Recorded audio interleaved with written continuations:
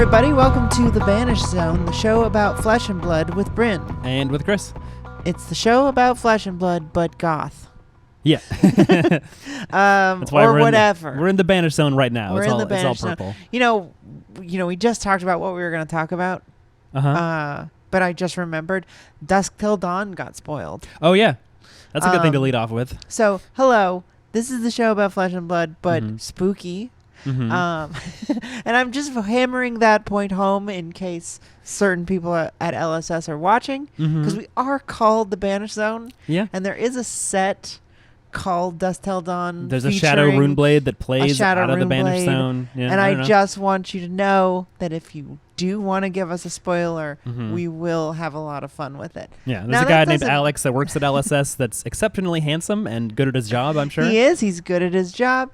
He's a nice guy, and he does seem to be in charge of that. So I'm just saying, we were tragically left out of the spoiler season, which we're going to spend most of the episode talking about. But hey, maybe a little expansion pack.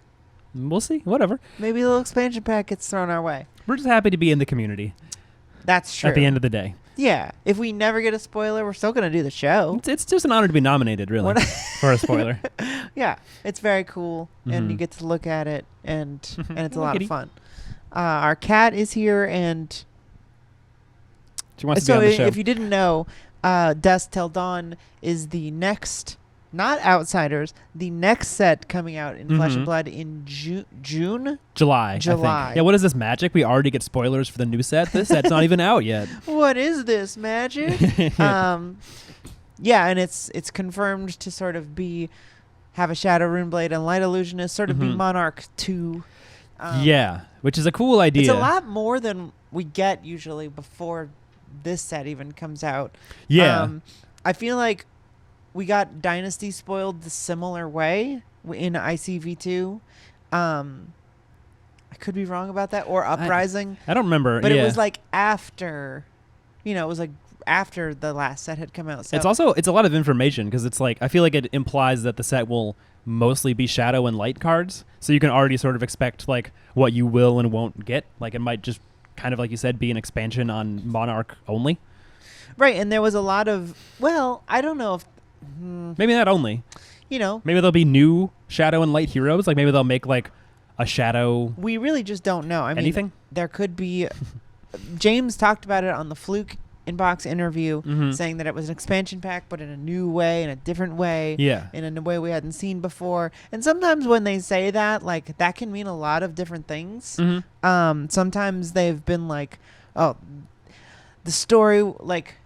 like this, he said that stuff about Dynasty too, where he was like, the story in Dynasty is like stuff we've never done. It's crazy. It's different. And it's like a little, I mean, not to like poo poo on James's like bragging, because it's a great game and it's a great set. And I like all of those things, but it's like, there wasn't like direct, I don't know. I guess there was, because like the Emperor was killed and like all that stuff. It was little stuff. It was like all the weapons and the marvels were like the Imperial, what they call it, the Imperial Armory or something.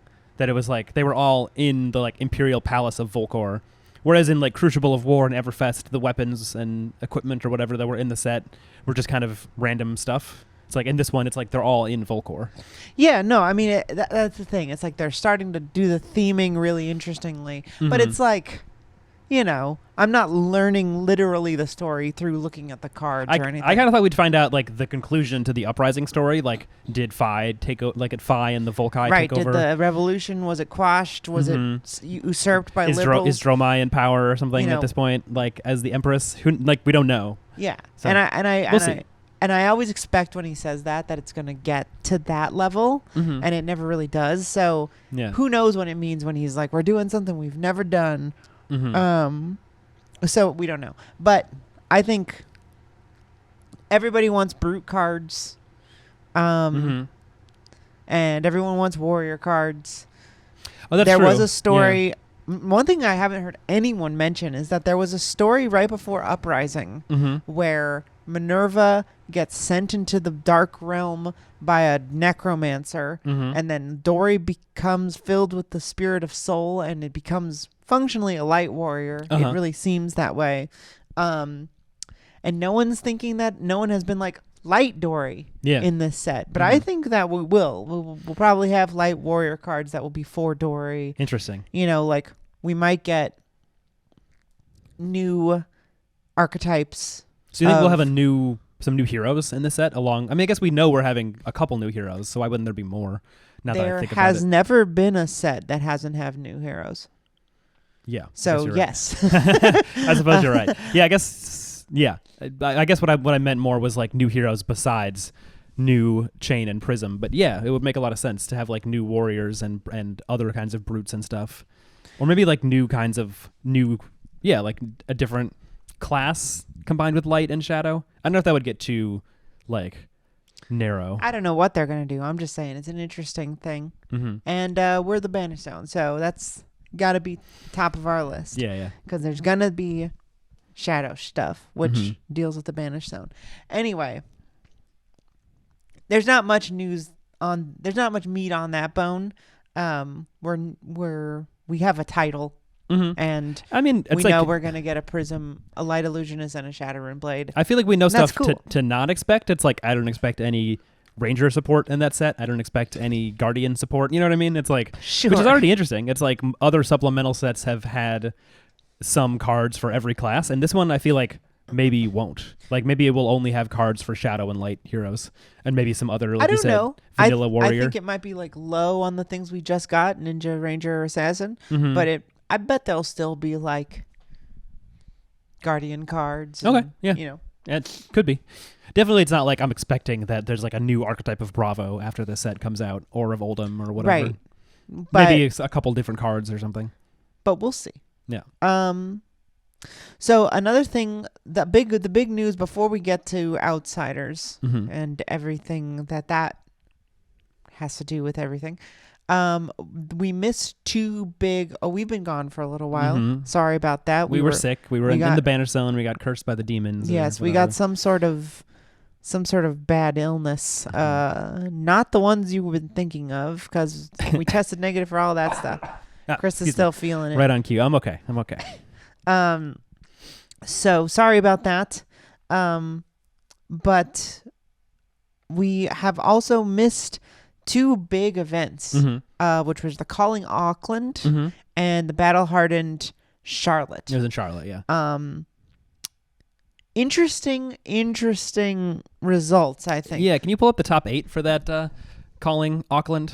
Well, I'll try. Yeah. The recap of the Calling Auckland, the top 8 was, let's see. The top 8 was what you would expect, which meaning Oldhim. Yeah, 4 Oldhims. 4 Oldhims, 1 Bravo, 2 Dash, and 1 Lexi. I mean, I would expect Icelander. I think a lot of people expect Icelander. You would think there'd be you'd think there would be a Icelander. No Icelander. Did not show up, yeah. Weird. No Phi, which is a shame. The big surprises were Kale McCreath on Bravo. Yeah. Sticking in there and scraping by. I think he went 1 and 2 to start the tournament. Like he lost a couple rounds really early and basically had to win out the rest of the game. He submarined, as they say. Yeah. And then we had a ton of Oldhims. Weirdly though, most of the Oldhims got knocked out. There was 1 Oldhim in the top 4. Then it was Lexi dash Oldhim.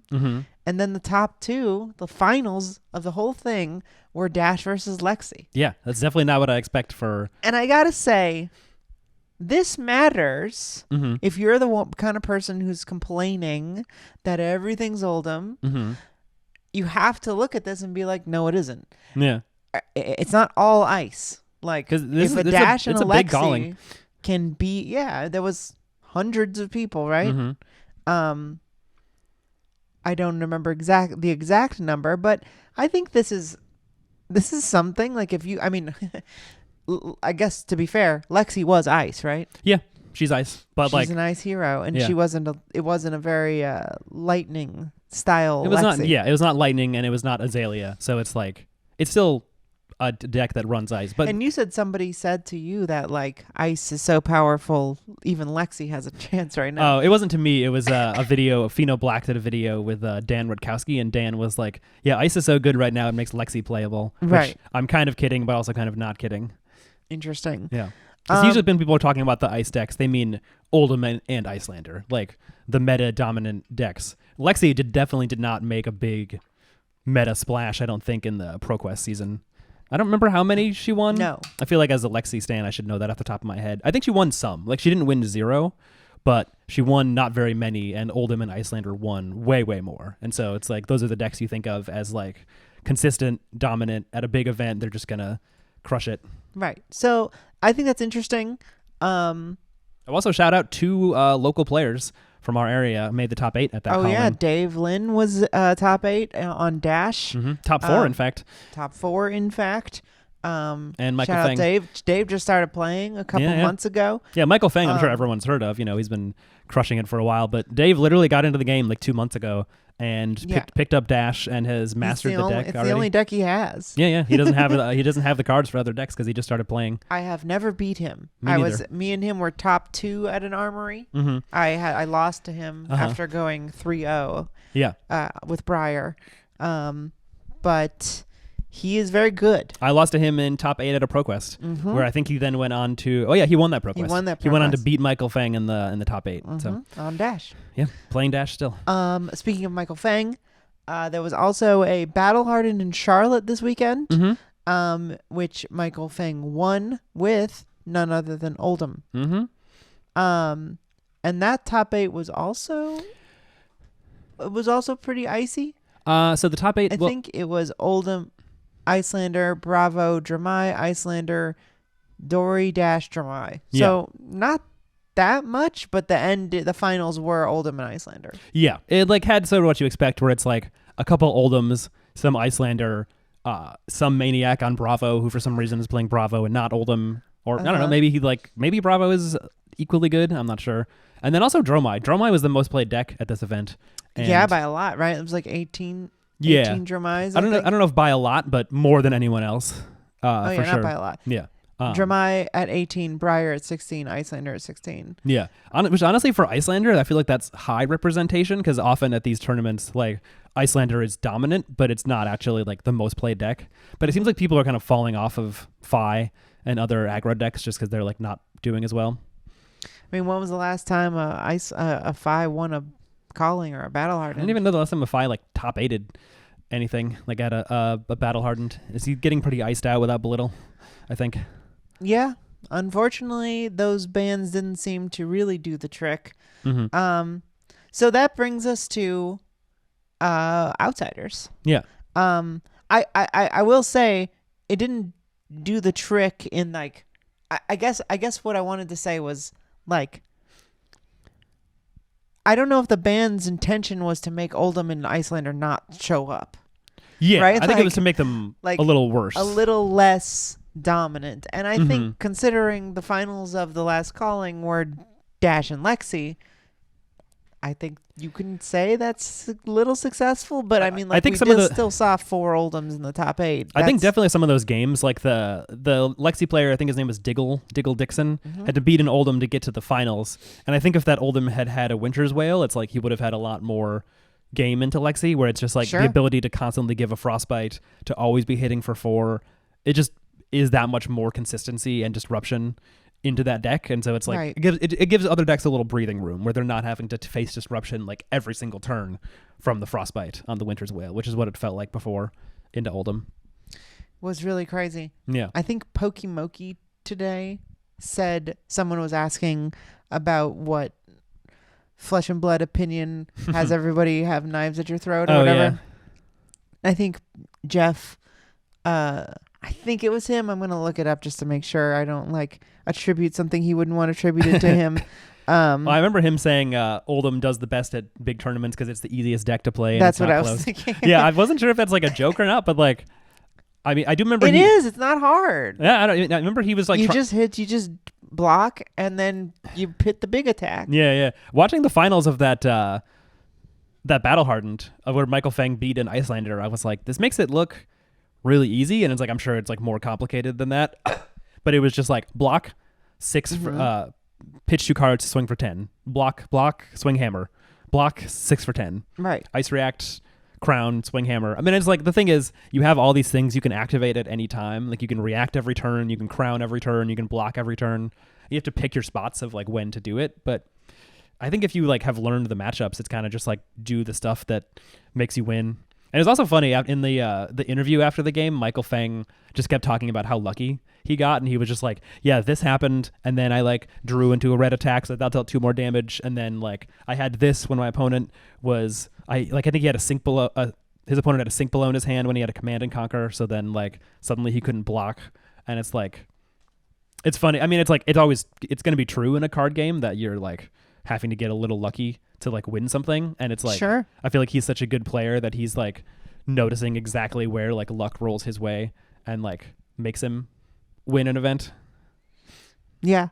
I mean, I think you have to be a good player to recognize where the spots are and like why it's easy to play, you know, like which spots are the decision is like made by your hand and which spot you have to guess what your opponent has or whatever. But I think it's way harder to play Icelander. Icelander's pretty hard. For sure. Yeah. And I don't know. So that brings us to, you know, bans feels like in this game always sort of like half measures or like quarter measures of like they don't usually ban a whole hero. They're not usually aiming to unless it was Viserai. Remove a hero. Yeah. Well, I still feel like Bloodsheath Skeleton was a way overstep. Like to ban the Bloodsheath. Like yes. Should they just have banned Sonata and like let Bloodsheath? Personally, I don't think they should have banned anything. You think they should have eroded how it works? If they were going to allow Starvo to continue to exist and all they did was take away Awakening, which is insane. Yeah, Awakening is really crazy. They should have just let Viserai cook. I don't think I agree. I literally don't believe that he would have been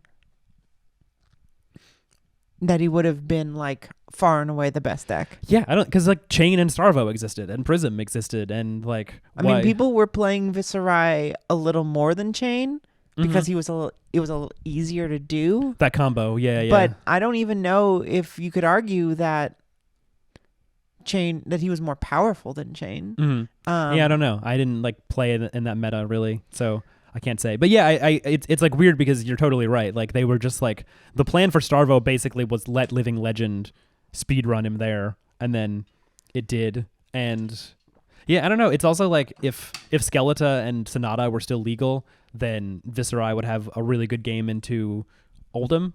And I've seen some people talking about this. Maybe it was like Tarek Patel saying that like part of the reason that like a Fatigue Oldhim deck can become viable is because the meta is like kind of low powered. You know, it's like yes, if Starvo existed and Chain existed, if like or like Chain or Starvo or combo Viz, you couldn't just play Fatigue Oldhim because then Viserai would like set up a combo. You can't fatigue your way past like how much damage could you deal on like a good setup Skeletor turn? Like 40. Yeah, it's like easy. Deal all of his life, and then like even if he's gained a bunch of life, yeah. So I mean, that's that Hayden Dale win when he won the Calling, I think, or Nationals. Oh yeah, I think Australian Nationals. Australian Nationals. Yeah. He was fighting Oldhim. Who was just blocking and gaining life, and Hayden wasn't hitting him. Yeah. And I think he was at like 45 or 8, and then Hayden just like broke all the rune chants at once. Yeah. And then did a big Sonata, putting like I think 30 rune chants at him and then just having like 6 attack. It's just ridiculous. Yeah. It's just like deal with 50 damage. It's definitely like it's a balance thing because you don't want the game to have like really you don't want to become Yu-Gi-Oh where it's like people are playing solitaire to send like 1,000,000 damage at each other. Okay, but I think you can stop Viserai from doing that in a lot of ways, especially now. Yeah. Scour exists. Like Icelander exists. Like you'd have to. There's a lot more different game plan strategies you'd have to play around as Viserai. You can't just like sit there. Yeah, not everyone is going to be playing Oldhim that you can just set up forever. Some decks you have to be racing more. It's like maybe Fi could kill you before you do the combo. And even Oldhim nowadays might do a lot of different stuff. Yeah. If you come into aggro Oldhim, it might be harder. But yeah, it's like it would be cool if there was. It's really tough because you don't want to turn the knob too far in either direction. But it's like, I think part of the reason people like playing card games is that you can do crazy stuff sometimes. Like, it's not chess. Yeah. It's not just only moving pieces for incremental value. And I think one of the reasons people do get annoyed at Oldhim and Iyslander is not crazy stuff happens. Yeah. Like, very rarely does anything crazy happen. You're never like, whoa, I did a big move. Yeah. They just grind you out. You just get grinded. And that's what like makes Briar good in this meta, is that it's like she has a combo that if you don't stop it, it's not it will really a combo. It's like a synergy. It's like a power mode. Yeah. Yeah, it's a synergy. Where she just goes crazy. A berserker time. And yeah, so I think that what we're seeing now is Outsiders is coming out, and what everyone hopes, and we talked about this a little bit last episode, or maybe a lot of it, I can't remember, but everyone is hoping, it seems to me, that somebody from Outsiders is going to be the deck to beat. Yeah. Like, whether it's Azalea or Uzuri or Riptide or Katsu. Katsu, yeah. Benji, maybe not. Benji is the menace of the skirmish season. Maybe Blitz, but I'm talking about in actual. You're talking like, about real flesh and blood. Yeah. Well, you know, yes. Yeah. In nationals and Pro Tour. Pro Tour, yeah. What are we gonna see? And we've just had a huge spoiler weekend, revealing basically every card in the set. We still don't know the Fabled. We know all the legendaries, right? We've seen all 5 legendaries. We've seen all 5 legendaries. So I still haven't seen the 2 other Marvels. Oh yeah, that's true. No one's opened to Marvel. I assume we've seen every Majestic. I haven't actually like double checked that we have. Like, it's actually possible we haven't. I mean, I know that Fluke opened one that hadn't been spoiled. Okay. Called Knives Out. Oh yeah. I could see there being a few that we haven't spotted yet, because there's a lot. If there's 50 Majestics, it's hard to open all of them even across multiple. It does seem like it's a lot. Boxes. So we've got Outsiders coming out, and I think what people hope for Outsiders is that one of these heroes is an Oldhim counter. Sure. Right? Yeah. Do you think so? Yeah, I mean, especially after Dynasty like was a sort of setup set, it didn't like super move the needle on the meta. Yeah, I think it's like, I think you can see that LSS kind of felt that too, like, because some of their bans, they were like, the meta is feeling stagnant, so we want to ban some stuff and try to shake the meta up a little bit. So if the meta doesn't move again from Outsiders, then they might consider banning more stuff. Or I'm not sure exactly what they would do, because it's like, Oldhim is interesting because it's like, how much can you ban from a hero before it like stops being a deck? Like, at what point are they just saying like, don't play Oldhim? Because they can't ban the hammer now because he only has one. Yeah. Could they ban a shield? They don't want to ban legendaries. They don't want to ban Krana Seeds. So is it like, which attacks do they ban? Do they ban Pummel? Do they ban Command and Conquer? Do they ban like Glacial Footsteps? I mean, at that point, it's like, why not just like wait till he LLs? Yeah. Just give it all back. Just give him Awakening and just let him LL in 6 months. I don't know. But I'm curious, what do you think about Outsiders? So we have Riptide now, we know. We were talking about this before spoiler season about what Riptide would do. Yeah. And I think you correctly guessed that like every time you play a trap, he deals 1 damage. And I was like, that's crazy. Yeah. They wouldn't do that. That would be ridiculous. And it is that. It's every time a trap triggers. Right. So it's a little more tricky. It has to. It had to be something like that because he has less health, is the thing. Is like, that was my whole thinking. Is like, it has to deal damage in an annoying way somehow. It's not that tricky though. Especially we don't have judge clarity unless you got it without me and didn't tell me. I can't tell if Pitfall Trap and Tripwire Trap and the other one from Crew trigger if the person has to pay one to make it not? Yeah, that one I'm not 100% sure on. I'm not sure if that means trigger, but everything else is up to you if it triggers. It has to meet the condition. Yeah, so it's like It has to be on a go again, or so they have to have played an attack reaction or whatever. Yeah. And that doesn't seem that hard. Like it's a little more tricky than if just defending. It's a little like limited, I guess, where it's like if the go again one, if you're playing against Guardian, it's like not really much go again, so I can't run that. I mean, they do have this like zealous belting, but it's like if the deck isn't really going to have go again, then you can't use it. If it's like if it works on an attack having power greater than its base and they never pump, then it's like okay, I can't use it on that. But yeah, for the most part, you can like assume about a matchup. You could be like, okay, Ninja, they're going to have go again. Everyone that wants go again, I'll bring in. Right. Ranger, probably like if it's Lexi, there's a mix of go again and pumping because of what Voltaire does and Rain Razors and Art of War and stuff. But what I'm saying is like you now have a hero that is pinging you for unpreventable or it's not unpreventable, but it's not arcane. It's unblockable. Yeah, it's unblockable. You basically need Crown of Seeds. Unbarrierable. Yeah, you either need Quell or Ward. That's true. If Prism were still legal, she could use Spectral Shields. Dromai can I guess too. can use them. Yeah, Iris, Dromai. You either need those things, or Crown of Seeds, or some of the there's not very many things in the game that can do this more than one turn anyway. Oasis Respite. Yeah, so it's you like, have that's not very good. Yeah, terrible. Yeah. So there's a couple new cards. There's a couple common cards that prevent. Yeah. There's one. It's like a 0 at red. I'm trying to find the. What is it called? It's like the next time you would take damage this turn, prevent 3 of that damage. So you don't get to like target it if you're like playing against a wizard, but it still is like that's pretty good rate, honestly. So there's a generic equipment set: Seeker's hood, gillet, mitts, and leggings. Oh yeah. That if you can pay one as an instant and prevent the next 1 damage that would be dealt to your hero, and you get to opt to 1. Yeah. So that seems designed to like not take 1 from Riptide. Yeah. Also to not get hit by Benji, because Benji has like unblockable attacks. So there's a little bit.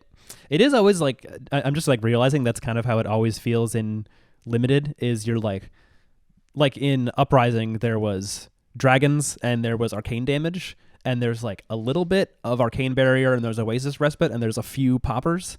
But I feel like they always want you to feel like, man, I wish I could get just a little bit more Arcane Prevention, or I wish I could get like a little bit more poppers. And I think they want it to be balanced like that, where it's like balanced on this side of underpowered versus overpowered. Sure. Because it would suck to draft Dromai if like the average box had like 20 poppers or something and you end up playing someone who has 5 and they just pop every dragon and you die. Yeah, that would suck. So it would suck for Riptide if there was a ton of little like Quell and damage prevention and stuff. There is also an L that is once per turn attack reaction, paying 1. The next prevention effect that prevents damage this turn prevents 1 less. Very confusing. Legendary. Yeah, only for attack damage. So if you're swinging with something, it's like if you're attacking with a Kadachi, they have a Spectral Shield. It's going to break. You pay 1. Instead, it prevents 0 of the damage instead of 1 of the damage, and then the Spectral Shield breaks. And also, you can defend with it and pay 1 to have it have 1 defense and Blade Break. So it is a worse Ironhide Gauntlets. Yeah, this is a really odd legendary. A really weird legendary. But it is sort of a turn-off Crown of Seeds. Yeah. Like, if you're running against Oldhim and you're running this, they don't have Crown of Seeds. Right. If you want to pay for it. Like, if they pay for it, you can be like, you can pay for this, and then it won't prevent damage. So, I mean, why wouldn't you? Why wouldn't you pay for it? Like, just to always get 1 more off into Oldhim? Yeah, I guess it depends on what, like, if you really need to pay for your turn. It could be useful in Katsu for, like, getting an on-hit effect through. So it's like, if they're just crowning to stop a Kadachi hit, and you're like, well, I can get to 3 chain links anyway. Maybe I don't care, versus like I really want my Whelming Gust Wave to hit. This is called Vambrace of Determination. Yeah, Vambrace, whatever that means. Sorry, Vambrace of Determination. Not a word I've seen before, so it's okay. Really? No. So Riptide is a weird hero. We also didn't mention that whenever you play a card from hand, Riptide essentially reloads. So whenever you play a card from hand, you put a card from your hand face down in your arsenal. You may. You may, yeah. So he has, so far out of like any hero, I feel like the most flexible ability to get cards in his arsenal, because he can just like play a Ravenous Rebel and then load in an arrow. He doesn't have to use a bow to get an arrow in his arsenal. He can just pop one in if he wants. That new Death Touch, the 1-for-6, he can play something. Pop it in there. He can play a buff or a non-attack action or something and pop it in. You can now play traps from hand, so he can play a trap on his opponent's turn, like load in a different trap, load in an arrow. So he's pretty immune to dominate, which is cool. Like if you have enough D-reacts, you can like play a defense reaction, load another one in your arsenal, and then play that second one. Right. Which is cool. So people are very confused. Here's what I'll say. We've probably all watched the preview season. I mean, maybe not everybody. Maybe not everyone who listens to this show is keeping up with it as intensely as we are. Sure, yeah. But if you're in our Discord, you are probably. Yeah. But the vibes are confused. And I think maybe more confused than I've ever seen it. And I've really only ever seen one draftable set. Our first draftable set that we were here for was Uprising. Yeah. And Uprising, I think what I recall is people were pretty doubtful that Fi would be good. Mm-hmm. Because people were skeptical of Ninja. I feel like before that, Ninja was like Katsu was like a D tier hero. Yeah, it was a like, joke. Yeah, it was like a hero that couldn't hang with the best decks. And nothing about Fi, or it was pretty hard to wrap your head around why Fi would be different. He had a lot of similar cards, a lot of 0 for 2. 0 for 3, 1 for 4. He had a sword that was 2 for 3. Like, he could get back an attack that could maybe deal 1 damage. Maybe. I think it just all, people didn't recognize how consistent and wide he could really be, and how disgusting it could get. It's really hard until you get it in your hands. Yeah. It's difficult to look at a hero and be like, what does this do? How does it feel? And not everything is up on February yet.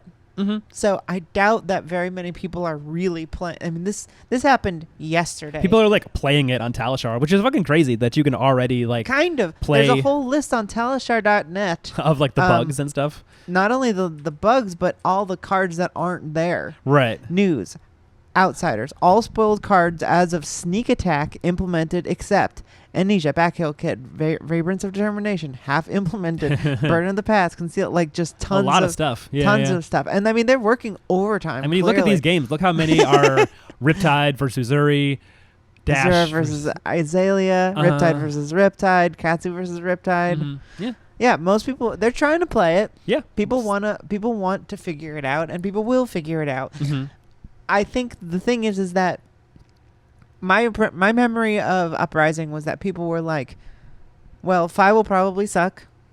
Or at least they were seems fine. Some of it was good. Seems interesting. He had some cool stuff. Yeah, Dromai. I think people were Dromai seems interesting or busted, maybe. I remember people being like, Dromai looks busted. Yeah. Dromai looks insanely powerful. A lot of the dragons looked really strong. The dragons looked nuts. A 1 for 4, a snatch for 1, but then you get to keep it? That's crazy. It's just a snatch that sits on the board. Mm-hmm. You make Kadachis that have arcane barrier. Does Kylori barrier. even cost 1? She costs 1. Oh, yeah. Okay. And then you just have 12 arcane barrier all the time. Mm-hmm. Yeah. And then people really didn't know what to make of Icelander. Icelander was confusing. Yeah. I was thinking about it the other day. How do you win? Yeah, I remember trying her out after Uprising came out, and it's people had deck lists, and they were still running Kraken's Aethervein sometimes. It was a funny thing where people did that with Fi too. They were well, you must run Kadachis, or I think someone registered Edge of Autumn at a tournament for Fi. Right, because people thought, I think a big part of that was people were just token weapons aren't good. Yeah. And they're not allowed to be good. They're resistant to the idea of playing with the token weapon for some reason. So for Icelander too. Because for the past 3-4 sets, mm-hmm. the Majestic weapon was the good one. That's true. Yeah, they got a Majestic. Monarch and Tails, you would never run Dread Scythe. Right. Or whatever. Yeah. you would run the broken token they accidentally printed, Rosetta Thorn. Or you'd run the Majestic, Winter's Wail or Voltaire. You would have run Duskblade if they didn't ban it immediately. They instantly ban it because they were like, whoa, what? Terak's actually totally off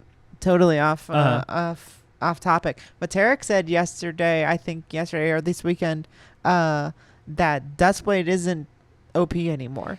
Yeah, I don't know if like He was like, if it was out now, in Viserai or still wouldn't be OP. or Briar. Yeah, I don't know. I was just thinking about Duskblade recently because which is like kind of wild, but like I could see it. Thinking about it, it's so slow. It's slow. Yeah, it's really good in Chain. We were just watching the Manor podcast did like a Living Legend match between Icelander and Chain, and I remember like Roger tweeting about that. He was playing, I believe, Peter Budensiek is his name, and I was like, oh, this will be interesting. Like, I wonder like how much they'll be allowed to play. Like, Icelander would have a lot of game into Chain, and then we pulled it up, and Chain got to play with Seeds and Duskblade, and I was like, Roger, how could you think you could beat Seeds, Duskblade, Chain? This is just He like lost, right? I'm pretty sure he lost. Oh, you don't know? Handily. We didn't finish, but I think he tweeted about it that he lost. Yeah. Okay. I mean, he was down by like 20 life in that game.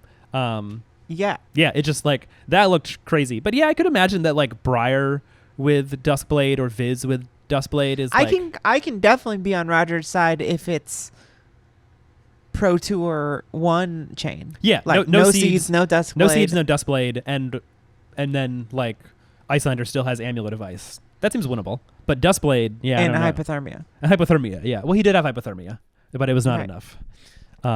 No, it wasn't. Yeah. Um, yeah, I don't know. Although I would have loved to see a best of 3 of Yeah. best of 3 on that. But I think it's interesting. I think that I don't feel like everybody agrees on if we have actually power creeped anything or if we're actually less powerful Yeah. than we were in Pro Tour 1. I would argue absolutely we're less powerful. I think Chain, Prism, and Starvo all do things that are like a step ahead of every other deck in the format currently in terms of power level. Like Starvo, I mean, it's fundamentally breaks the core tenets of the game. Brandon Patrick. just like breaks the power curve. Like Starvo's ability is nuts. Yeah, Luminaris it's is crazy. nuts. Chain's hero ability is nuts. I think all of those heroes just are really like, it's like it's sort of I think we talked about that in terms of like having an open meta, that it's like a meta becomes more open when like there's less difference, because you still have most powerful decks. Like you could probably argue either Oldhim or Icelander, depending on which one you like more or whatever, as like quote unquote most powerful.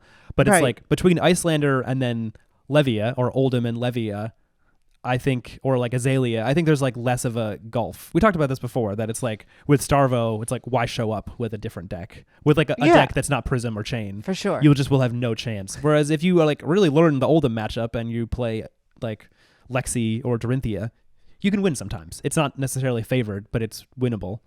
Right. Yeah, I think those decks were a lot. That was a stronger meta, I think. So now we have these new heroes, Mm-hmm. and I just think that it's always like this, and Uh-huh. I don't know if it's ever going to change. Like, Yeah. and I kind of hope Flesh and Blood never prints heroes that are just like, that's fucked up and too broken, and then it just is. Like, Mhm. if everybody looked at a card pool and a hero and is like, oh,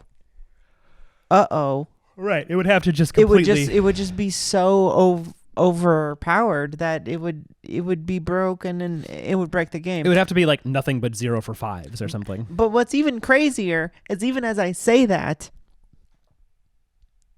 Starvo Mhm. was looked at as okay. Yeah, some people definitely were like, that seems broken, but Yeah. not everyone did. Some people were like, well, what? I mean, it is funny because it's like, It's hard to imagine now, but there was a time when people were like, I don't know, Starvo seems like a meme. yeah, I mean, not to like put the guy on blast or anything, but I definitely remember on Arsenal Pass, Hayden saying like, I don't think Starvo is going to be that good, because it's like you have to run all these bad cards in your deck, meaning like all the elemental cards, and it's like going to be inconsistent. Yeah, and I for think sure. people just like, Autumn's Touch isn't a good card.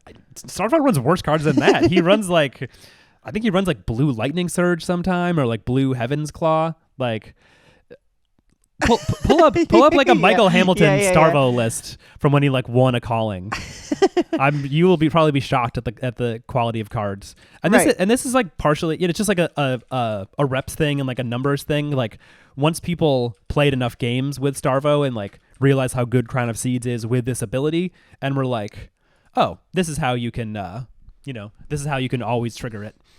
Right. Yeah, we got Autumn's Touch, Blink, Blizzard. 3 blue flash. You got Flash. 0. The next action card you play this turn with cost 2 or greater gains go again. Do you think he ever cast that card all tournament? 3 blue Heaven's Claws. That's what I'm saying. 1 for 3. A blank 1 for 3 that blocks 3 and is lightning. Yeah. Yeah, it's Now, like and Hayden was right about that. you're running a bunch of bad cards, but this is what Guardian can do. They can have a bunch of blues that are like. He only run 1 Pulverize. That's hilarious. Yeah. But I mean, if you get a Starvo to Pulverize off, that means it's for fucking 16 Dominate. Was he also running Awakening? I think maybe Pulverize is there to search up with Awakening. No. I must have been banned about this. Was it banned by then? And this is March 19th, 2022. Was it banned by then? I don't see it. I don't see it there, so he must have. But he's running Pulse of Eisenloft. The pulses were Pulse all of not Candlehold banned. and Pulse of Volthaven. He's running 3 Oakenolds. One exposed to the elements, and that's interesting too. You probably had to we didn't really play this No, deck, not at all. But it must have been interesting. You must have had to have so many fuse because he's playing Casino Starvo here. I think so. So yeah, there's not many it's D reacts, right? What, like 2 sinks? 3. Is there even sync? Oh yeah, 2. He got 2 sinks below. and he's got 3 red staunches, probably for the mirror.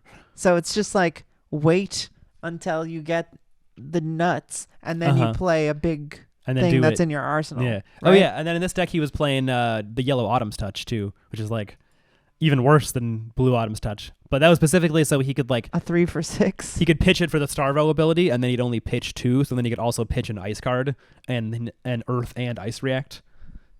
By design, because otherwise if you have only blues, you can't overpitch in that way. Right. Yeah.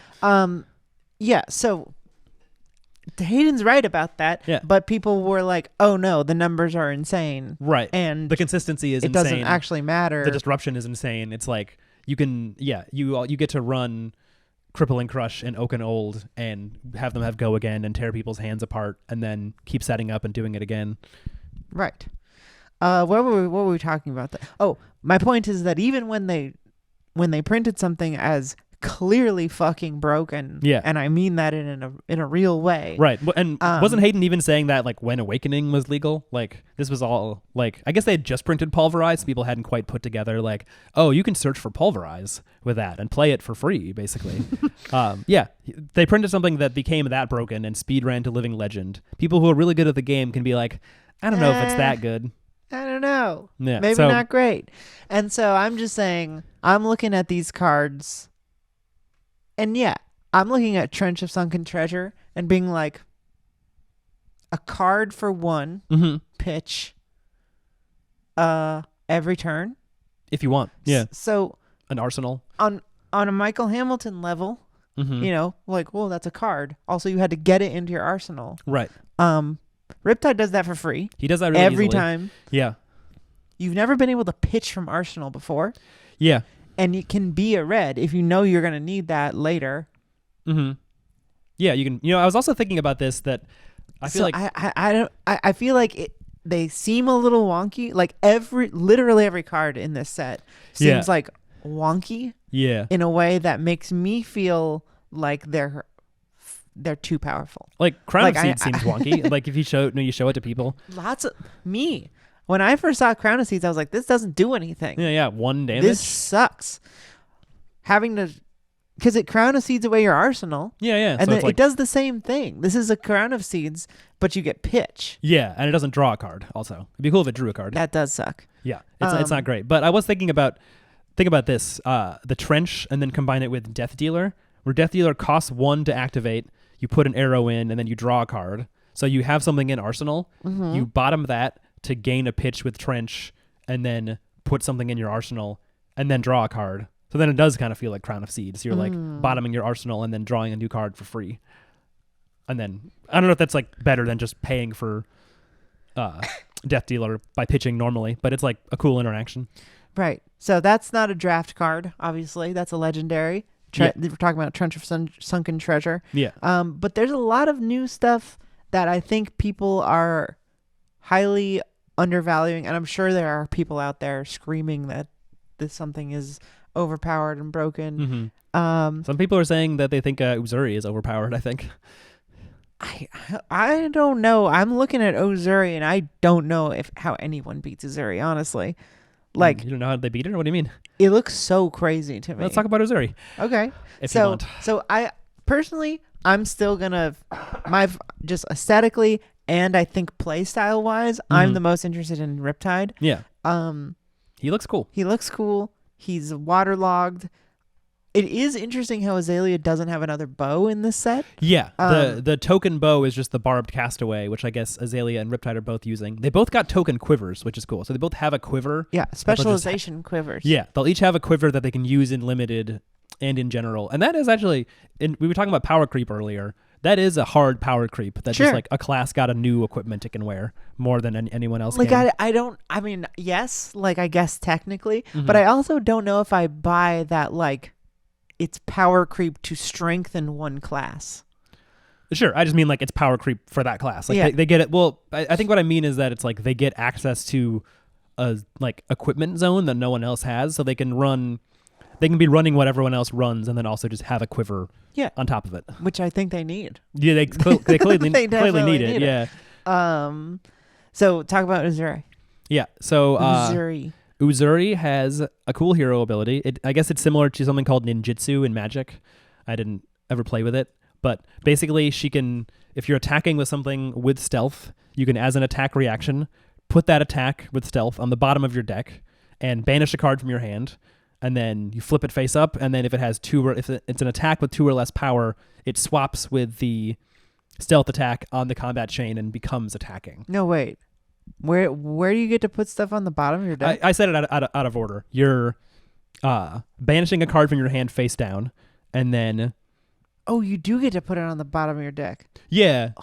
That's so fucked up. Oh, where'd you think they went? Like in the graveyard or something? The banish zone, maybe? Oh, no. Yeah, so you basically like swap... You have an attack with stealth. No, I get it. Yeah. And then you swap it to the bottom of your deck, and then a new attack is coming in. Yeah. So... and also you don't have to pay for it, so it kind of lets you can have a deck full of like 2 or 1 cost attacks and turn them into Enlightened Strike, where you can pay for them by bottoming a card. It's like you get to do this, like you get to wave your hand at somebody before you hit him with the left hand, like every single time. So yeah, anything like a Command and Conquer, or there's a lot of new 2-cost 6s in this set that have on hit effects. You got the one that like makes a hero lose their text for the turn. Yeah. Importantly, the other card, the card you put in, doesn't have to have stealth. No, it can be anything. Anything. Yeah. The card you have to start with has stealth. Right. And those all seem to be 0 for 3s so far. Is there any and then in a cycle, so it's also a 0 for 1 and or 0 for 2 and a 0 for 1 in blue. So it seems... You mean every card with stealth? Every card we've seen with stealth, I think, is a 0 for 3. Yeah. Doesn't Death Touch have stealth? No. Really? I don't think so. Really? Death Touch has the on hit of making any of the tokens, and also there's like a cycle of stealth cards that just like make the tokens. So yeah, it's like, wow. Okay. As a class of cards so far, like the actual stealth cards themselves are decidedly underrated. Like 0 for 3 without go again is, it's not even a wounding blow. It's weaker than that, but they have a lot of interesting interactions. Like one of them has Dominate, so you can it's like a 0 for 3 with Dominate, so normally that's nothing. You can just block it with 1 card anyway. But then you can stealth in a Command and Conquer, and then they can't add another defending card, and they can't play a defense reaction. So it's like she kind of has a way. I mean, you could play defense reaction before. And people are saying that people are using Command and Conquer specifically, but it could be anything. Yeah, like it can be like there are so many 2-cost generic attacks in this set or in this game. They just printed a bunch of new ones 40. In this set. Yeah, there's a bunch in this set now. So the possibilities are very high. And did we say if none of these stealth cards have go again, right? I don't think any of them have natural go again. No, it seems like in general, assassin is a class that's like very denied go again. It's like not supposed to be wide. I remember people were like, except on the daggers, the spider's bites and all the new daggers they printed have go again, but it's also 2-for-1, so it's very below rate. Unless you're young Arachne. Right, the young Arachnes has very simple hero tech. In a set with like every hero's text is like the full text box for their ability. Young Arachne is just your first stealth attack each turn has go again. Yeah. So you get to do 2. They're just going wide a little bit. Mm-hmm. I feel like Uzuri is going to be incredibly annoying. I think she will be annoying. I think people are comparing it to Dorinthia, including James White, and I think it's like it will be I think she will win games and like steal wins off of people not knowing what she's going to do, and then eventually people are going to kind of figure out the strongest stuff she can do and then play against her as though she's going to do that and like block stuff as though she's going to do that, and then she will struggle. And you know, she also doesn't. So your opinion as of now is that Uzuri will be the Dramai of this set? Yeah, like she'll just be like, people will play it, people will try lots of stuff, and she'll be sort of middling. Yeah, I think so. Well, okay. I mean, this is just like a first impression, but it's like, I think it's going to be, I don't know why, and I'm not really sure.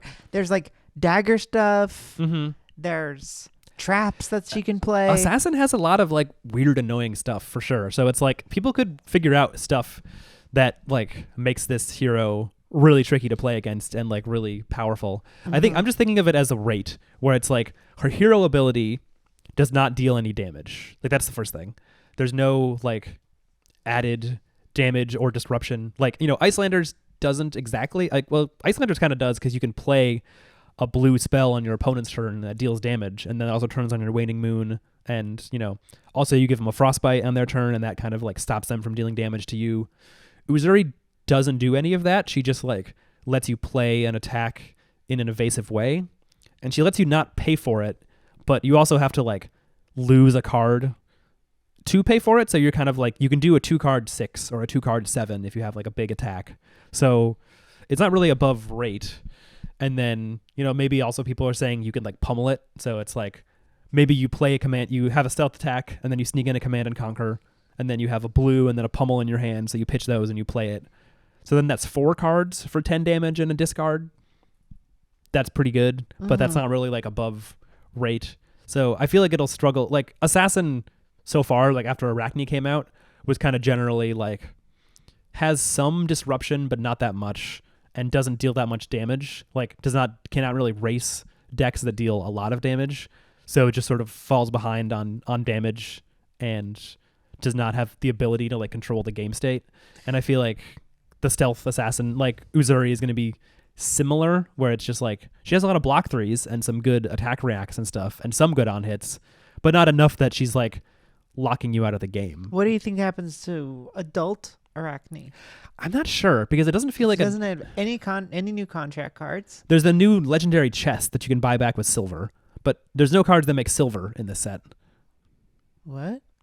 Remember that one? I forget what it's called. Knives? No, it's some kind of vest or something. Yeah, what is that one called? Is it it's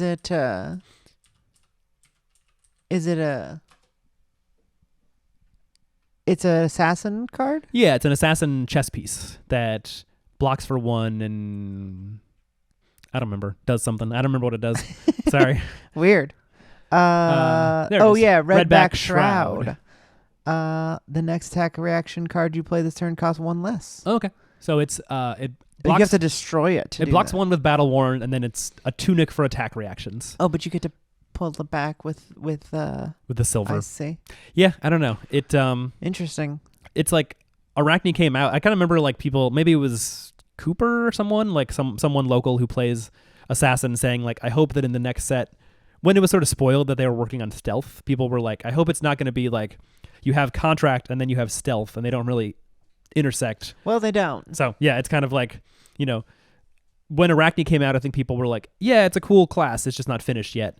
And then it's like, this doesn't really finish what they set up with contract because there's no new contract cards. So I think adult Arachne like stays a sort of like middling to bad like fatigue deck and, you know, disruption deck that isn't that disruptive.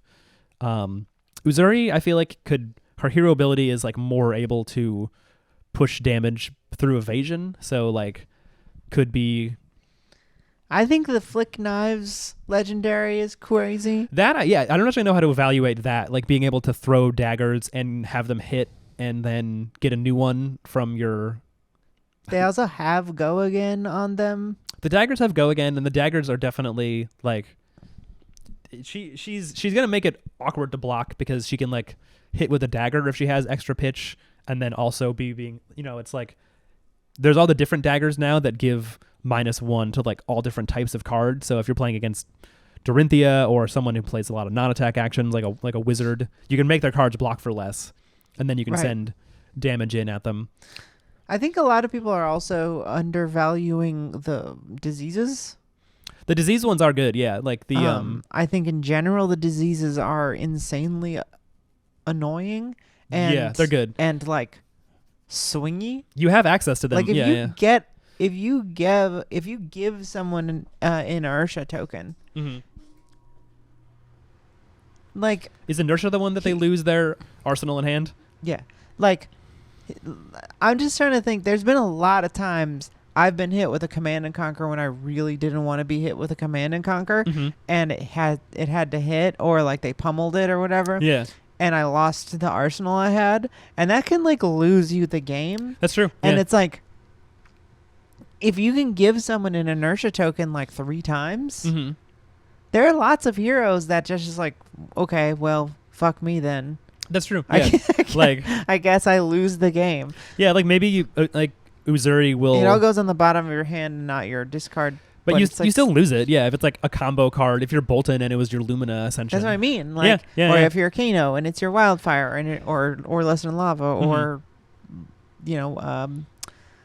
Blazing. Sure. Or if you're whatever, we can think of a lot of it. But there's a lot of people who need that thing that they put. There's a lot of Arsenal hate in this set, and I feel like people are not evaluating those very highly. And these 3 heroes can get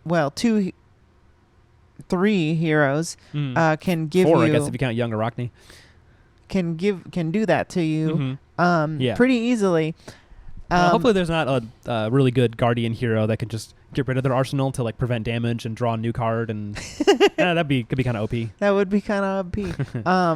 No, I think you're right. There's like on hits and like these tokens, it's hard to evaluate. Like I don't like, is the value of a Bloodrot Pox just 2 because it can deal 2 damage, or is it 3 because they have to pay 3 to prevent it? People would usually prevent. It's like I'm not sure. I'm assuming most people will tank 2 for a while, right? But until it loses you the game. Yeah, it depends on the deck. If you're against Fi, like he's taking the 2 all day, of course. Or Briar, but what if probably. It's a lot? What if they stack 2 or 3 on there? Yeah, it's like, what if Uzuri attacks and you're like, okay, I don't know what you're going to swap in, but so I won't block. And then instead of swapping the stealth attack, like this is a cool thing she can do where she can lead with the stealth attacks that have the on hits that like give the tokens, and then can just let that hit instead of swapping something else in, and then they get the trigger. Right. Or she can have the attack reactions that can. Isn't there one that like gives +3 and like the token on hit? Like there's one of those for each cycle. Yeah, spike with Bloodrot, right? So that would mean if you attack with the like stealth attack that gives Bloodrot and then also react with that, it would give +3. So you would deal 6 with the attack and then give them 2 Bloodrots. So it'd be a 2-card 8. 2-card 8's pretty good. Pretty good, yeah. Yeah, 2-card 8's good, and that's like off of that costs 1. Okay. Costs 1. Yeah. So it's like it depends on how your hands line up. I don't know. I think also a thing that seems weird about Uzuri to me is that it's like the way people are imagining it, where it's like stealth attack and then 2-cost attack, is like you're kind of imagining like a 50-50 split or something, like a Briar deck, like non-attack action, attack action. Yeah. And as someone who's played that deck, it really sucks when you draw the wrong split. Or all 2, all 2 attacks or 2 costs. Yeah, it's like how many blues is Uzuri running if she's not actually pitching for her 2 costs? How many pummels is she running if she wants to pummel these 2 costs? There's a lot of questions for the Uzuri, and I mean to play and to play against, and I think it's gonna get really fucked up. Yeah. So before we finish, we gotta talk about Takatsu. Oh yeah, Katsu and Azalea. Katsu's in this. My dear comrade Tyler, who is he runs a website called the Fab Cube. Oh yeah. Which is a great site that I love the search syntax for, and use it quite often, as much as I do Fabrary for different reasons. Yeah, FabCube is great. Yeah.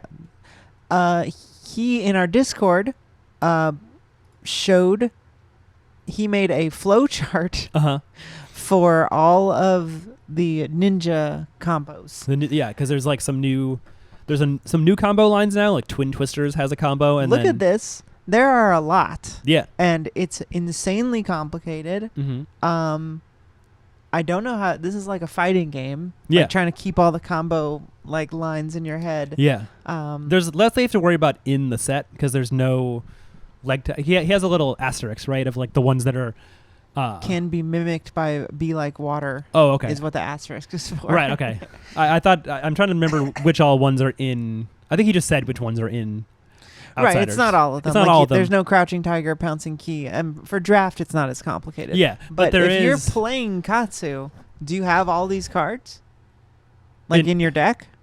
I think people. Like, are you trying to go huge, crazy? I like think this people. Now? I mean, in the past they ran some combo lines and not others. Like I think the head jab line they didn't run as often. It would be like maybe the leg tap line or the surging strike line, because the biggest one is surging strike, where it's surging. It was, yeah. Now it's kind of tied, where there's, surging into whelming or descent in gust wave. But the Twin Twisters line now is so crazy.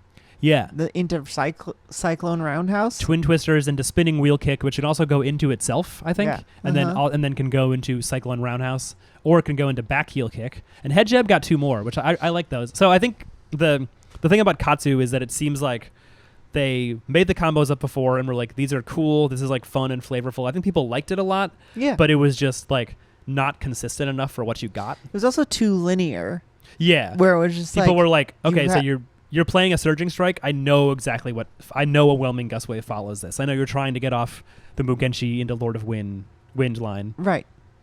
But now you can go Descendant Gust Wave into Bonds of Ancestry into Dishonor. Mm-hmm. You could go Whelming Gust Wave, and people were like, "Oh, you're gonna do Mugenshi," and then you can go into Bonds. You still go into. You can still go into Bonds of Ancestry into Dishonor. Or you could do the opposite, or you can't do the opposite. You can only go Whelming into Mugenshi. But either Gust Wave. There's now like duck and jiving and bobbing and weaving. Mm-hmm. There's a new card that lets you, when it hits, you can pay 1 and then like choose which starter's name it is. It can be what I think head jab, Twin Twisters, and surging strike. It can't start the leg tap line. Is that what Be Like Water does? Yeah, it's Be Like Water. So it's a head jab at rate. It's just a 0 for 3 go again that blocks 2, and then you can also pay 1 when it hits to choose which starter it becomes. So you might have it, and people are like, are they going to even pay when it hits? Because it's not, usually you don't want to be blocking like a head jab against a cycle too, right? Ninja. I think so. Yeah. It's a common. Yeah. Imagine attacking with the blue one and they're like, do I overblock this just to like are you just have a shitty hand and you have too many blues and you're starting with a blue Be Like Water? Or are you specifically playing it because then you could like choose surging strike, then play a gust wave that's hard to block, and then tutor and then finish the combo? Right. It's harder to tell. Yeah, so it's like he's getting a little more tricky and a little more very options. tricksy. Also some crazy effects like Cyclone Roundhouse Kick. Cyclone Roundhouse Kick is a very weird effect, which is it just at the beginning of the reaction step. This isn't if it hits. It just happens. It's a 2 for 5 that says if spinning wheel kick was the last attack this combat chain, this has at the beginning of the reaction step banish a random defending card from each chain link. Yeah. Meaning if you're fighting Oldhim and they blocked with a shield and their what else have they got that they block with all the time? Crown of Seeds doesn't go on the combat. I know. chain, Don't so they have arms or something? I mean, like they could block with their Crater Fist. Yeah. Oh yeah. Then you banish those. Yeah. They can never use the they shield can again. Never have it's them been banished. again. Yeah. It's a really wild effect. That's nuts. Same with if you're like if you're Briar and you block with your grasp or whatever, no more grass for you. Bravo, Tectonic, no more making surges. Yeah, a lot of stuff gets crazy. So what do you think? Do you think Katsu's going to be better Fi now, or do you think it's... I'm not sure. As someone who hasn't played Katsu, it's like, it seems like it got better. Like, I mean, he got more... It's definitely going to be better. He got more consistent access to different combos and stuff. I feel like the core, like, he got ways to, like, be better into Oldhim, but it's probably still hard for him to fight against Oldhim just because it's like, he's so... I feel like Katsu is just, like, maybe similar to... Dorinthia, where it's like there's just all this, like, all the ways that you can like snowball and like be broken are dependent on you hitting your opponent. And so if there's heroes that are really good at blocking and preventing damage and stuff, then it's like you won't at the end of the day be able to... I don't really know how... Yeah, we the truth is that we don't know, and my main point about all this is like you gotta wait. I think it'll be good in draft. We haven't even talked about Azalea. Uh-huh. And the real takeaway here is that we don't know. It's really... Like, no one knows at this point. But the last thing I wanted to hit... Did you want to say anything about Azalea? Oh, I'm not sure. I think she got a lot of good stuff. Like, she has the quiver that lets her just, like, pay one. If something goes from her deck into her arsenal, she can put an aim counter on it. Like, so... It seems like she won't actually have to run Sandscour Great Bow. She can maybe just, like, run Death Dealer and then put aim counters on stuff when she wants to. So it's, like... I think... Remains to be seen how well, like, I think aim counters look cool. They don't look super strong or anything, but if they're able to be put on consistently and then just like push these arrows above rate and push them to have their on hits and stuff, then like it could start looking pretty strong, because it's like Ranger's like a toolbox class, you know. It's like they're a class that depends on like having answers for different decks and ways to like punish decks with good on hits, and so they have some... Don't all the like the Blood Rod and like Inertia arrows, like, or there's like pumps that give them those tokens, like a 0 for 3 pump, and it also gives a Blood Rot on hit. It's like people before this 0 for 5. Yeah, people were happily playing, you know, Read the Glide Path 0 for 3 and Opt. Like they were just playing the ones that existed, and now there's ones that give like pretty crazy on hit effects. So like I think Azalea is gonna become scary. I don't know if she becomes like a top deck. I don't know if Azalea is gonna... I think they're gonna make it. They're gonna make that happen. Someone's gonna get living legend points with Azalea after this, I think. Yes, for sure. It's gonna happen. She's gonna get living legend points. There's no doubt in my mind. Yeah. Last thing I want to talk about, we're going long, but we've been gone for 2 weeks. We've got a lot to say. We gotta catch up. Last thing I want to talk about is we've now seen 5 box openings. Oh yeah. Of Outsiders in different languages from different printing houses. If you didn't notice this, or you haven't watched these videos, the Japanese printings, and also James mentioned this in the Flukenbox interview, they're using a new Japanese printer, and they're trying to set them up to have paper packs. They haven't been able to do that yet because the Japanese printer has never done it. So Oceania and some other places are getting Japanese printed Outsiders, which will come in plastic packs. This is important to me. We love the paper. Basically everywhere else, and the majority of the print run will be paper packs. Right. More of it is paper than not, right? Yeah.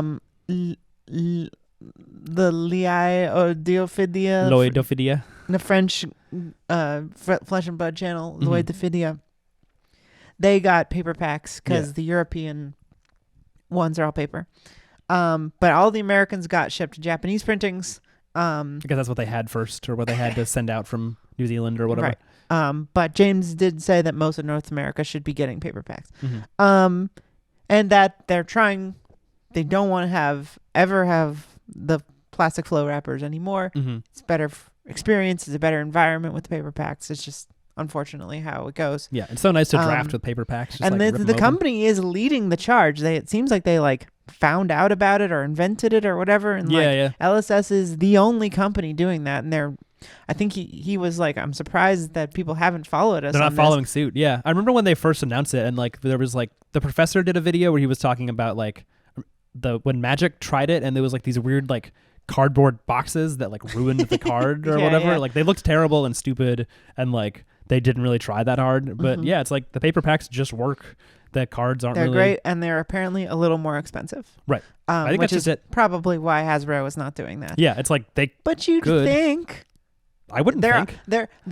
I would think because they already are charging more money. That's true. So why wouldn't they just be like, hey, an excuse to charge 20 more bucks? That is true. Like how embarrassing that they're like, hey, buy this like how much do the fucking collector boosters cost? It's like a $400 box for 10 packs. I don't know. They're with all going these crazy fucking over rares. there. Fuck, And it's just I in, feel like, so bad for people who play it's that game. cheap plastic wrapping. Yeah, it's the Embarrassing. the Magic 30 was that in plastic packs? It of must have been. course. How embarrassing. It's terrible. How embarrassing. That's a good point. I mean, it's like when you think about it, it's like it's a big company. Of course, they're going to save money, but it's like such a premium product. Yeah. It's so expensive. Yeah. It's like flesh and blood. It's like people definitely make this argument sometimes where they're like, if someone is complaining too much about like how expensive it is to get into a TCG or like I want to have a free tunic or whatever, it's like you have to remember this is a luxury product. Of course. It's cards you're buying to play with your friends to have fun. Yeah, this is one of the bougiest things you can do. Doesn't Is I mean, as a middle class, it's just like you've got capital to spend. mhm. that It you has no are- utility other than being a piece of cardboard. It Yeah, looks and cool. you can argue that it's an investment. Mhm. And If you sell them and make money, then it was an investment. I'm yeah. willing to buy that argument, but like, not poor people can't invest. Right. They're definitely not investing in Black Lotuses or like Right. tunics This or whatever. this is in the same way that like guitar pedals are a luxury product. You know, Mhm. this is something you're doing for fun Mhm. and you're spending a lot of money on. Yeah. Hopefully, you get to get some of your money back later. But Yeah. So it is crazy to have a luxury product and then like treat your customers so much like shit like Magic does. it's ridiculous. Yeah. It'd be like if like Maybachs were just like, yeah, we make our seats out of paper now. Yeah. Fuck you. it's pleather. It's why would you buy that? I don't. Yeah. Anyway. Yeah. I guess for a long time there's been no other competitor. Yeah. That's true. Oh yeah, we were talking about the It's box not the openings. reason. That's not the reason. The paper packs are not the reason I wanted to talk about this. Mhm. What I wanted to talk about or mention quickly Mhm. is that every single one has gotten 6 Majestics max Mhm. per box. Yeah. Most of them have gotten 5. Mhm. I think 2. So there has been, I think 6 or 7 box openings now. Yeah. Almost all of them have gotten 5. A couple of them have gotten 6 Majestics. If you have been playing the game for a little while, you'll recognize that that's a little low. Right. Uprising and Dynasty both were like So Dynasty 8 and to 10 or something. So Dynasty and Everfest were about 10. Yeah. Expansion packs or sets Mhm. have historically been 10 Mhm. ish. And that seems to be an expansion thing. But Monarch, Tails, Uprising, you're getting 8 Yeah. generally. Mhm. I've opened like 1 or 2 boxes of those sets and gotten like a little less, 6, 7. Mhm.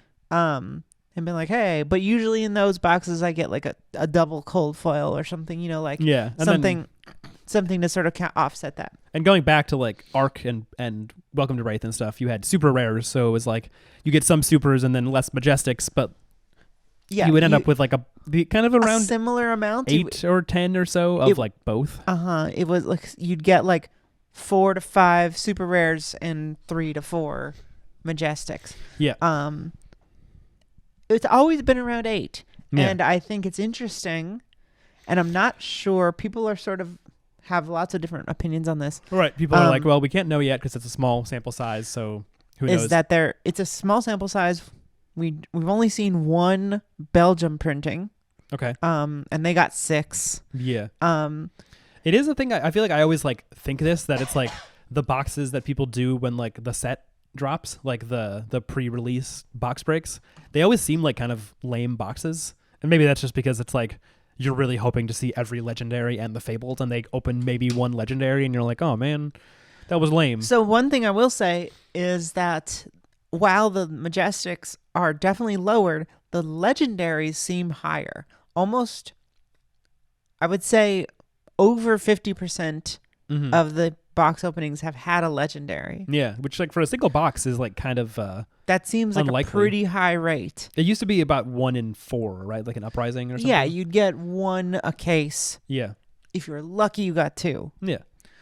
But if they're upping the L and lowering the M, that's a very interesting. Mm-hmm. That's a very interesting. You know,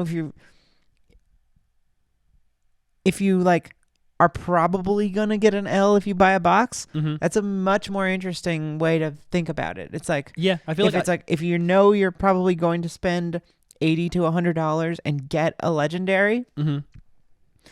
I think that's I think that can be good. Yeah. But Makes it less spiky, maybe.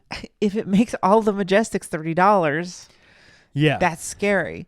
It's interesting. Yeah. I mean, it's like there's always this weird tension with boxes and packs, which is that like when you're opening a pack, you kind of hope that Majestics are hard to hit, and then you open one so it's worth $20. When you're building a deck, you hope Majestics are easy to hit, so they all cost $1. Right. It's like it's a balance. Everybody because- says like buy the singles. Don't Right. don't open a bunch of boxes trying to find the Majestics you want. Just buy the decks you want.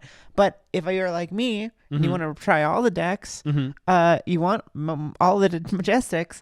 Like I want the Majestics. Yeah, Like yeah. I've been enjoying Dynasty and Uprising, where it's like if I open enough boxes, I'm gonna have everything. Yeah. Like Uprising, we ended up with like it feels like 6 of every Majestic. yeah, Almost. more than enough We to have play quite a all the lot. decks. And that's if I buy a case and a half, that's what I want. Like I Yeah. want to have all the cards.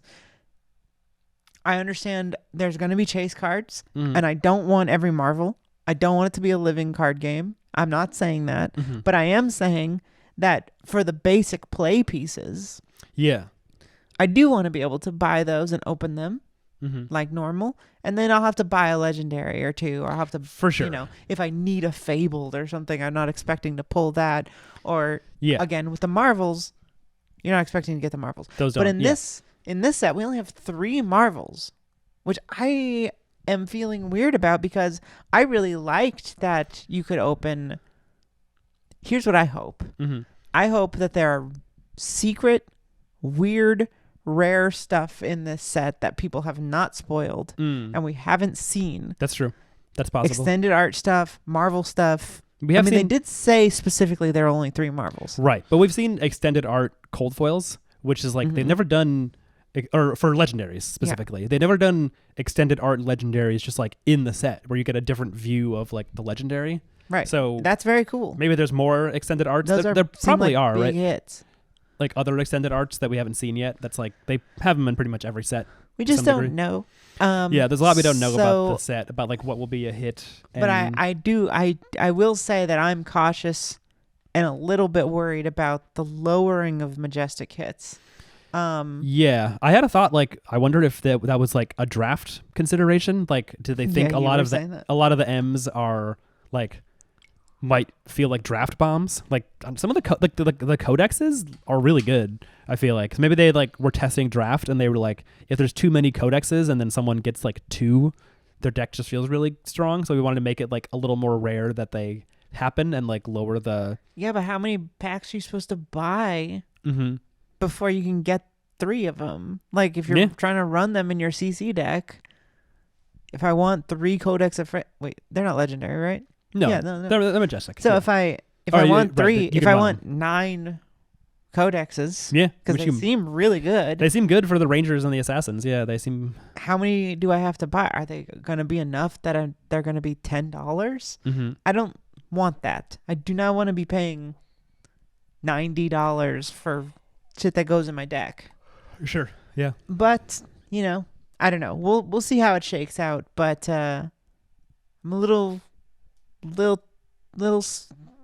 scared of this. Sure. I mean, Um, there's also like once they admitted that Surgical Extraction was short printed, and then also once like the set was about to come out, Surgical is now like $90 or something. Right, and it's not reprinted, They didn't reprint it in this set. Yeah. So it's which like, I think is a weird move. what are they gonna do about it? Yeah, But I don't. get it. I mean, like they're gonna reprint Dynasty, and they want people to buy Dynasty still. Sure. Yeah. I Um, don't. You think that's the plan? Just like the next print run of Dynasty will Yes. have the I believe they print said fixed. Okay.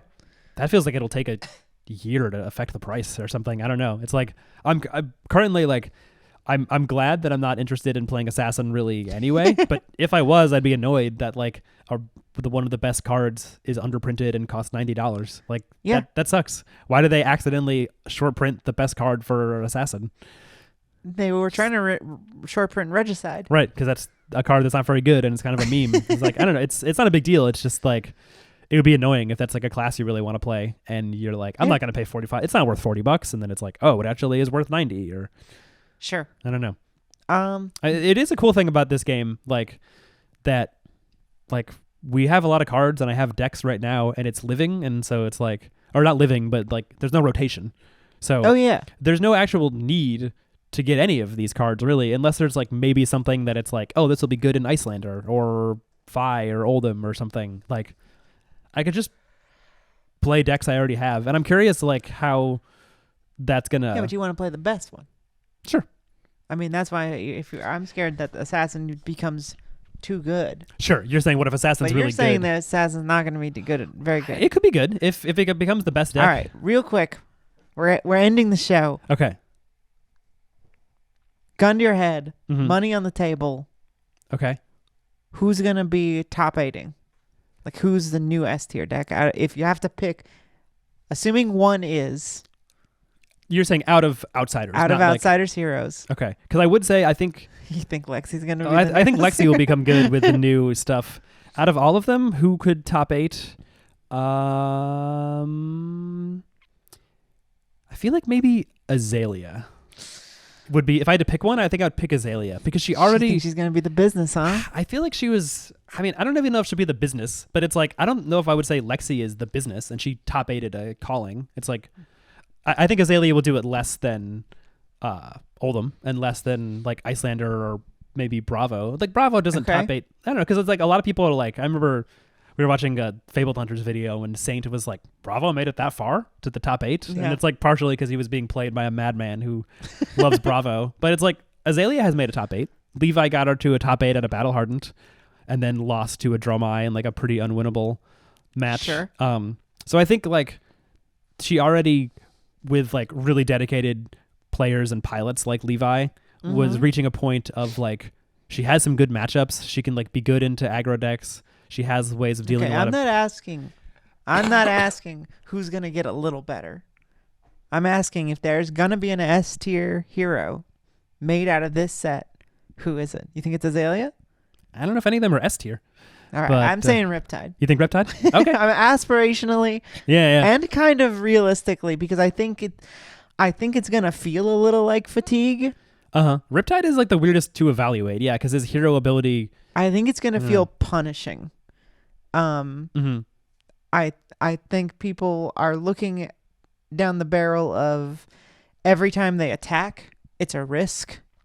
It's kind of like it's like a deck full of reckless swings, yeah. Yeah, it's every time. Yeah. Like if you have something with Go Again and you've got 4 traps that do that, you could take 4 damage that turn. Yeah. That's crazy. And I'm not saying that could happen every turn, obviously. That would be That's true. It's wild line. It's powerful, yeah. But 3 damage on your turn that you can't do anything about. It's kind of like Icelander. Yeah, it's like if you think about it just in terms of like the play pattern and not necessarily like this is what I'm saying. The math or the consistency or whatever. Dragging you down with it. Yeah. I don't know. It's like the thing that is weird for me is like his arrow game, it feels very like unclear because he has the Barbed Castaway or like Death Dealer. It's like he could run an Azalea deck kind of, but then without the specializations and without like her ability to like get an arrow in and dominate. I saw someone running Dreadbore, which says arrows you control have defense reactions, can't be played from hand. This chain link. Yeah, that's pretty rough. Like, people were running on. Someone was running him on Talishar with Dreadbore. The other thing seems to have like no bearing because it's like it just gives +1 when you and you load it for 1, so it's like that's decent. Yeah, also like I wonder if Riptide could just end up being better in Blitz because the life is lower and like a lot of the heroes, it's like Kano and Icelander in Blitz can be good kind of, I mean, it's like Storm Striders is busted, but also just like they're dealing damage that's really hard and sometimes impossible to block on your turn. And it's like Riptide can do that too. So we shall see. I'm very excited. I think the art is beautiful. I think the excited to brew. The theming is great. I'm excited to hear what everyone has to say.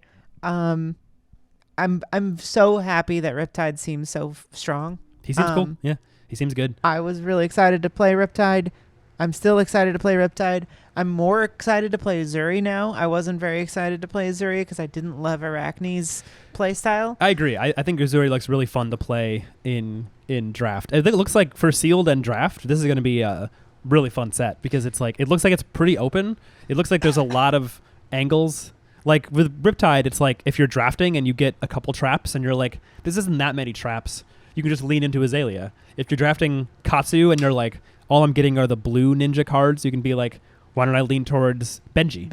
I'm not getting enough combos, so I'll just like be Benji and win with like unblockable damage. I'm not really sure why you would choose between Arachne Solitary Confinement and Young Uzuri, but yeah, I would like to know why. My initial impression is just like if you're getting more stealth stuff and not getting any of like the big 2 power attacks, you just go wide instead of going like stealth with the flip. Because like if you don't have enough of like good like red 2 for 6s, then it's like Uzuri doesn't make much sense to play.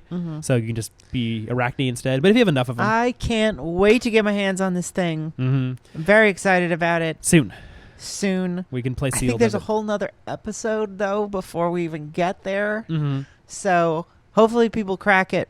Hopefully we have more to talk about. We can play it on Talishar, and come back and be like, well, we found out. We're going to tell you next week what our findings are on what happening. Maybe we'll see the Fabled. Oh yeah, hopefully. Fingers crossed. Maybe people will tell us what's good about these legendaries. But I'm having a great time. Flesh and Blood is at the peak of its hype, I think. Like, just going crazy. Everyone's real excited. Everyone's real confused. It's a good time. It'll be cool. Okay. Thanks so much for listening to this episode. Sorry we were away. Again, the show is weekly, I promise. Yeah. We were very sick for a while. Yeah, we simply couldn't stomach going downstairs and excuse me, and talking to each other about the thing we've been talking to each other all week about. Yeah. But we'll be back next week to talk about everything else that's going to happen this week. So please, if you'd like to follow us on Twitter, I'm at Banish Zone. Chris is at Blue Plunder Run. Please like, subscribe, follow, down there, or share, Friendster. Yeah, put it on your Friendster page, or you're not a real fan. Put it on your MySpace. We do box openings and box breaks and box battles. All that stuff is in the Discord. If you'd like to find out, it's too late for Outsiders opening night. We've got orders for Outsiders opening night. We'll be doing a box break and a box battle at midnight, hopefully. So if you want to get in on those things in the future, go to the Discord or just fill out the form.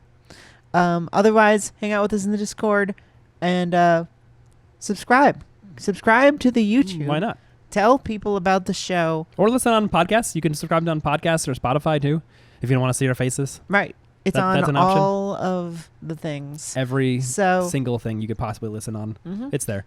All right. So that's the show. Thanks so much for listening. Until next time, you are banished. You're banished.